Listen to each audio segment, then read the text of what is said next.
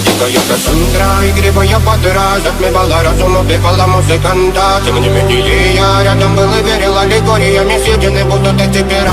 Я дикая Кассандра, игривая подра, затмевала разум, убивала музыканта. Тем не менее я рядом был и верил аллегориями, съедены будут эти пера.